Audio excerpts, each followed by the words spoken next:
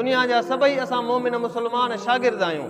जॾहिं शागिर्द आहियूं ऐं जंहिं वटि असां पंहिंजी तालीम हासिल कयूं था त उन्हीअ खे पंहिंजे अबे अमा जो मक़ाम मर्तबो ॾियूं, यानी उनजो एॾो वॾो एतिराम कयूं।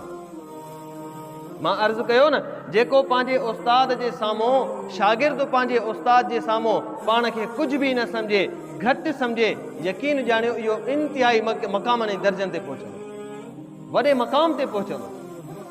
महिनतुनि सां गॾोगॾु उस्तादनि जो अदब ऐं एतिराम ऐं उन्हनि जी दुआउनि जी ज़रूरत आहे। महिनतूं त ज़रूरी आहिनि, महिनत त ज़रूरी आहे, लेकिन महिनत सां गॾोगॾु कंहिं बि इदारे में छो न आहे, सिर्फ़ु मदारिस में न, स्कूल ऐं कॉलेज ऐं यूनिवर्सिटियुनि में बि जेके तालिब इल्म शागिर्द पढ़नि था उन्हनि जे लाइ बि ज़रूरी आहे। जेको मसनद ते बीही पढ़ाए थो तोखां वधीक आहे, तूं पढ़ी थो हो पढ़ाए थो। पढ़ण वारो शागिर्द ऐं तालिब आहे, पढ़ाइण वारो उस्ताद ऐं मुअल्लिम आहे। तंहिंजे करे जेको पढ़ाए थो उन पढ़ाइण वारे जो दर्जो ऐं मक़ाम आहे, तंहिंजे करे उन जो एहतराम ज़रूरी आहे। सिकंदर आज़म ऐं उन्हनि जो उस्ताद अरस्तू ॿई ॼणा गॾु वञनि पिया, कंहिं दरिया जे भरिसां गुज़रिया, कंहिं नहर ते आया। अरस्तू चवणु लॻो, तूं बादशाह आहीं वक़्त जो, तोड़े जो मुंहिंजो शागिर्द आहीं, लेकिन पहिरियों मां दरिया मां पार थी वञा त पोइ तूं उन रस्ते सां अचिजांइ। ज़ाहिर आहे ख़बर पवंदी त रस्तो कहिड़ो साफ़ आहे। शागिर्द जेको आहे सिकंदर आज़म बादशाह, उन चयो न, पहिरियों मां वेंदुसि, तूं हिते बीह उस्ताद साहब, उहो बीठा, अरस्तू ते बीठा, हे दरिया पार करे अॻिते हलियो वियो। उस्ताद खे अर्ज़ु कई, साईं इहो ई रस्तो वठी अचो, हे साफ़ रस्तो आहे दरिया जे अंदरि। उस्ताद बि टपी आयो अॻिते। उस्ताद अरस्तू पुछा कई त सिकंदर आज़म तूं बादशाह आहीं, पहिरियों मां अचां त बहितर हुयो, पर तूं छो आहीं?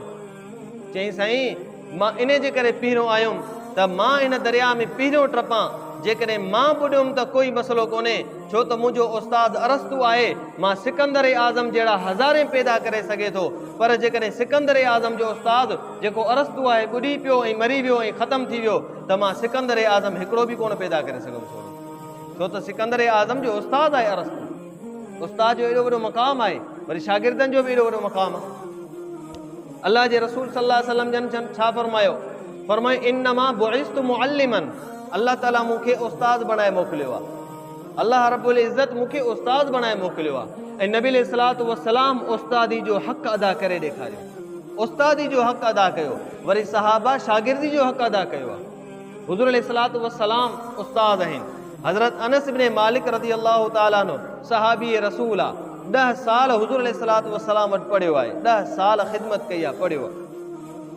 पाण सल्लल्लाहु अलैहि वसल्लम जो सहाबी हज़रत अनस फरमाए थो, मां अल्लाह जे रसूल वटि 10 साल पढ़ियुमि ऐं ख़िदमत कई, मूंखे यादि न आहे त मुंहिंजी कंहिं ग़लती ते मुंहिंजे उस्ताद मुहम्मद मुस्तफ़ा कॾहिं मूंखे दड़को ॾिनो हुजे या मार ॾिनी हुजे, मूंखे कॾहिं बि ख़बर न आहे, यादि न आहे। या ईअं थियो हुजे त मुंहिंजो कोई कमु हुजे, अल्लाह जे रसूल फरमायो हुजे, मूंखां विसरी वियो ऐं बाद में अचां त मूंखे मयार अचनि त मुंहिंजो कमु बि न करे सघे, छो त हू उस्ताद हुया ऐं उस्ताद जे वॾे मक़ाम ते पहुतल हुया।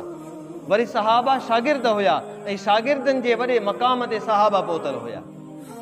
जो जेकॾहिं अल्लाह जो रसूल सल्लल्लाहु अलैहि वसल्लम हुकुम करे वेही रहो त अब्दुल्लाह इब्न मसऊद हिकिड़ो पेर अॻिते हिकिड़ो पोइते उते ई वेही रहे, पेर पंहिंजो अॻिते बि न करे, छो त उस्ताद जो हुकुम साम्हूं अची वियो आहे, हिते ई वेहणो आहे।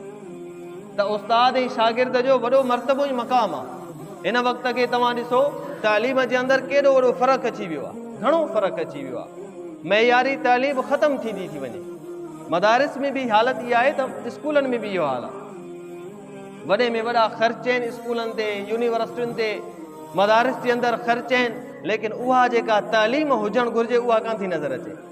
इन जो वॾो सबबु इहो आहे त जेके शागिर्द आहिनि उन्हनि शागिर्दनि में हिकु महिनत कान्हे ऐं ॿियो त अदब कोन्हे को, उस्ताद जो अदब कोन्हे को। हालत इहा आहे, जेकॾहिं कोई उस्ताद कंहिं क्लास में शागिर्द खे कोई जेकॾहिं सज़ा ॾींदो, सख़्ती कंदो, ॿाहिरि निकिरंदो त शागिर्द अहिड़ा अॼुकल्ह जा जो पाण खे कामरेड सम्झंदा, साईं इन उस्ताद सां विढ़ंदा, इन उस्ताद खे मारींदा। पोइ इहे शागिर्द वॾा थी करे छा कंदा? इहे शागिर्द छा प्रोफेसर थींदा, छा वॾा थी डॉक्टर थींदा, छा वॾा थी आलिम ऐं मुहद्दिस ऐं मुफ़क्किर थींदा? इहे कुझु बि नथा थी सघनि। जंहिंजे दिलि जे अंदरि उस्ताद जी अज़मत कान्हे, जंहिंजे दिलि जे अंदरि उस्ताद जो एतिराम कोन्हे, यकीन ॼाणियो दुनिया में तरक़ी कोन करे सघंदो।